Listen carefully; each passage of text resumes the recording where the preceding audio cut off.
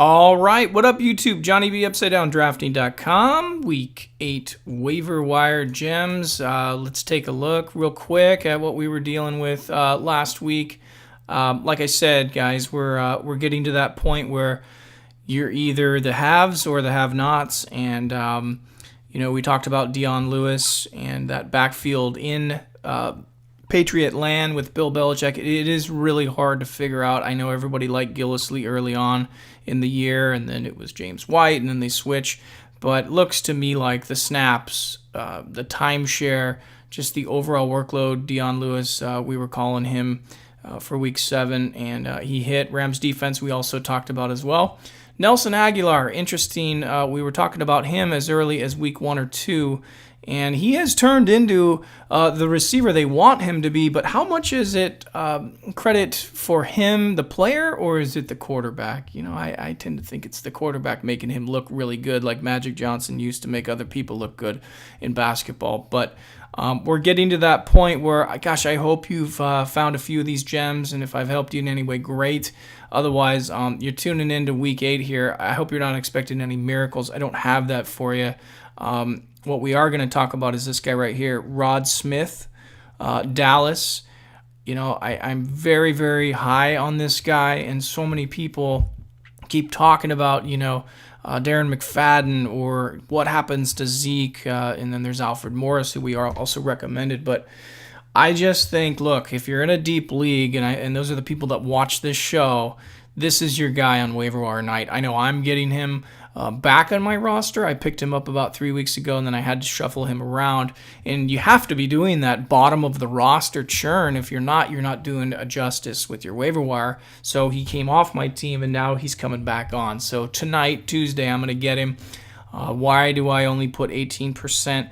Because realistically, most of you guys out there are redrafters, and I don't know if it's deep enough for you to get. But here's the deal with him. This name will be more and more used as the season goes on. And I just think right now, get him on your bench before he blows up week 9, 10, 11, whatever that is. DeAndre Washington, only because of Marshawn Lynch. He is a satellite back. He was a good one. He was one on my list. I own him in Dynasty.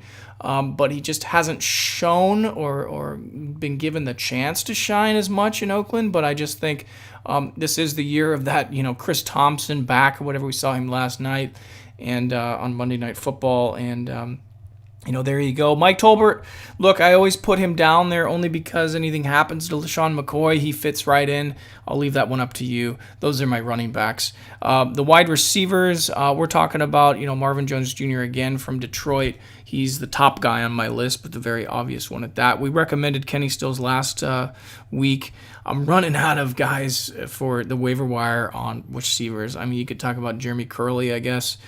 But I'm sort of at that point, Week 8, you should have a good wide receiving core, and if you don't, go for Josh Gordon. Good luck on that. I don't have a lot of answers for you guys here. I mean, it's just too late in the year for some sort of magical behind the scenes, against the radar. There's just so many obvious guys for wide receivers Week 8. I hope you get that from another website and not me. Okay, so we'll move on to the tight end position, which I think is very interesting with developments for Greg Olsen on the Panthers. They are clearly missing that attack. They are clearly missing that middle, take away the run. Linebackers have to watch for him, and he's going to be back probably in week 12 or something like that. But this is the time to get him Week 8. It's nice and early, again, depending on your roster bench. And if you're in a deep league, most of you guys listen to the show are. If you're in a shallower league, then disregard. I'd go for somebody else. And like I said, O.J. Howard, should he be on my Week 8 report? I don't know. I've seen him available in some of these redraft leagues, so I'm going to throw him out there. I mean, God, if he's still there, get him. I understand Cameron Brate's out there. I understand all that, but still, to me, for the guys that are out there, like these rookies or whatever, you got to get him. A.J. Derby's starting to have a really nice presence in Denver. I have him in all Dynasty leagues that I play in, so another guy that could help you on the tight end. But we already talked about Austin Severian-Jenkins earlier in this program, earlier in the year, and we talked about a few other ones that hit.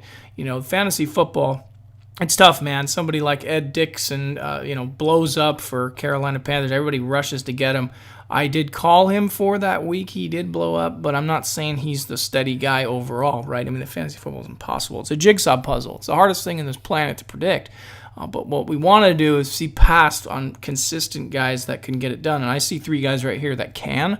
Cameron Brate, back to O.J. Howard, yes, is the guy on Tampa Bay. But, Howard has good upside. And I think for the balance of the year, look, he's still a rookie. You got to remember, this guy's only played 2 months of NFL football in his life, ever.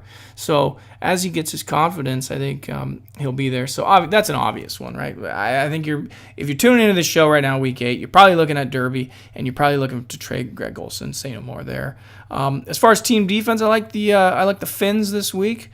I'll go with the Finns other than the obvious picks. I mean, if you got Philly's defense out there or you can get them, then absolutely go get Philly's defense. So, but anyways, thanks for following me, guys. I know some of you guys may have had a rough go. I know in a lot of my leagues, I'm either 4-3 or 5-2. Catching a few losses here. But hopefully some of these guys have paid off for you. Every year I always say there's probably a half a dozen gems, and then out of those 6, there's probably 3 or 4 golden nuggets. And I think, the nice thing is for me anyways, I've found Aaron Jones, I found Kamara, Chris Thompson, and Tariq Cohen. I have all those guys on all my teams. So, that's the fun part. And the great thing about Dynasty is you can keep them forever too. And that's what I play, and that's what I specialize in, although I really enjoy a redraft league here or there. It's kind of like, for me, a fun challenge with my buddies and families redraft. But really, I encourage and implore all you guys to start your own Dynasty league. That way you can really enhance your knowledge, further enrichment of fantasy football. You get to start to see defensive players, things like that. I got a video. If you scroll down on my videos, check it out, how to start a Dynasty league on your own. You can commission it just like I did. And, in a perfect world, I would say you should be in 2 Dynasty leagues, 1 redraft league, and maybe 1 work or friends and family. I think 4 is plenty. That's my 2 cents. That's my, advice for you guys out there. A lot of people ask that question all the time. How many leagues are you in? How many leagues are you in? Ideally, I'd love to be in 3, but it seems like every year I'm in 4. And the core 4, I call it. That's all. I'm not going anymore. Those days are done for me when I'm in 9, 10 leagues. It's just, it's too much with family for me. But I love the core 4. And like I said, 2 Dynasty, I mean, once you're in, you're hooked. It's so much fun. Then your redraft becomes more special in so many ways because you can find all these gems that most of the Dynasty guys are looking for that pop up for redraft, and then you beat your buddies. So anyways, Johnny B, UpsideDownDrafting.com. Listen, this is a little shorter video today, but I'll have some updates coming. And if you have any questions, just send me an email, upsidedowndrafting@gmail.com. Hit me up on Twitter @UDDWorks, and appreciate the support. Oh, Scott Fish, let me see. I forgot about that. I got a win. Knocked off a really good guy from 2QBs.com. He is a phenomenal fantasy football player. A lot of fun. I mean, I had a good week. I had some good guys that blew up. So here's my team, 4-3. I'm currently ranked, I think, 370 or something like that. I'd love to see if I can get down into the 200 range, and I'm going to do my best. So thanks for following me there. All right, guys, I'm out. I actually am going to go play some golf, so I'm going to peace out now. And Audi 5000, if you remember those 1980 days. See you on the next show. Johnny B, UpsideDownDrafting.com.